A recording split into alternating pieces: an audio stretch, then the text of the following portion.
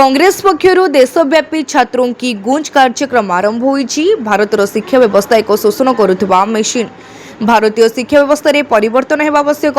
एही व्यवस्था को बदलाइबा पई आंदोलन रे छात्र छात्री शामिल हेबाको आह्वान दैछन्ती विरोधी दल नेता राहुल गांधी। देश में नीट यूपीएससी भली विभिन्न प्रतियोगितामूलक परीक्षा रे आशायींक चिंता और आशंका बढ़ी। वर्तमान देशर शिक्षा व्यवस्था रोजगार भित्तिक मध्य नुहे। भारतर वर्तमान 12% लोक ही दरमा प्राप्त चाकरी करुछन्ती। देश में 22 लाख छात्र छात्री नीट परीक्षा दियंती और सेमानक परिवार एथिपाई 1.32 लाख कोटी टंका खर्च करती। यह भारत सरकार शिक्षा मंत्रालय समग्र बजेट सह सामान। विद्यालय ठारू आरंभ करी कॉलेज पर्यंत समग्र शिक्षा व्यवस्था शोषणमूलक अटे। सरकारी व्यवस्था शिक्षा व्यवस्था को संपूर्ण ध्वंस करी ताहा बदल रे बेसरकारी शिक्षा व्यवस्था अणाଯାଇଛି। एहार प्रतिवाद रे कांग्रेस पक्षर देशव्यापी छात्रों की गूंज कार्यक्रम आरंभ होईछि। पुरी जिला कांग्रेस कमिटी पक्षर कांग्रेस कार्यालय रे आयोजित एक सांबादिक सम्मेलन रे एने सूचना दिया जायछि।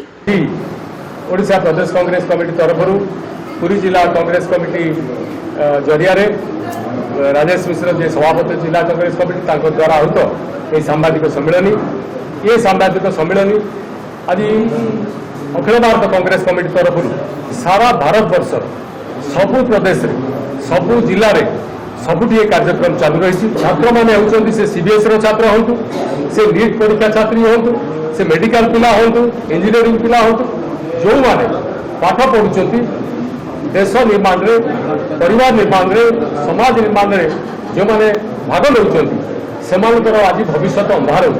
कारण सीबीएसई परीक्षा लीक हो क्वेश्चन पेपर परीक्षार मार्कसीट देखला पिला 90 जगह सार क्वेश्चन पेपर बाकी जो रिजल्ट पेपर देखा से पाई 10।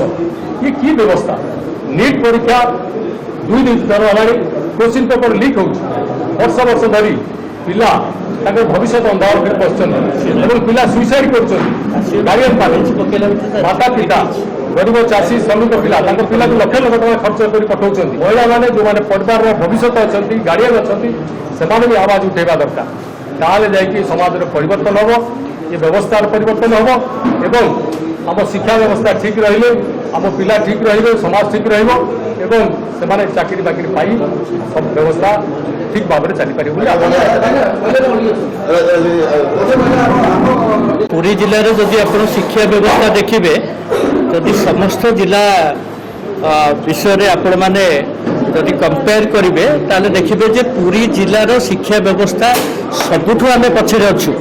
पुरी जिले में कॉलेज मात्र जदि आप स्टैंडर्ड कॉलेज देखिए केवल एकमात्र गोटे कॉलेज नीट कोचिंग सेंटर देखिए ता भी बहुत कम। तेणु पुरी जिलार शिक्षा व्यवस्थार परिवर्तन संपूर्ण भाव में दरकार। आठी आम एठी आमर डिमांड थिला पूर्व एठी एक जगन्नाथ नाम एक बड़ विश्वविद्यालय प्रतिष्ठा करने जहाँ एपर्यंत आम मान दाबी थे पर्यंत एपर्यंत हो पारि ना।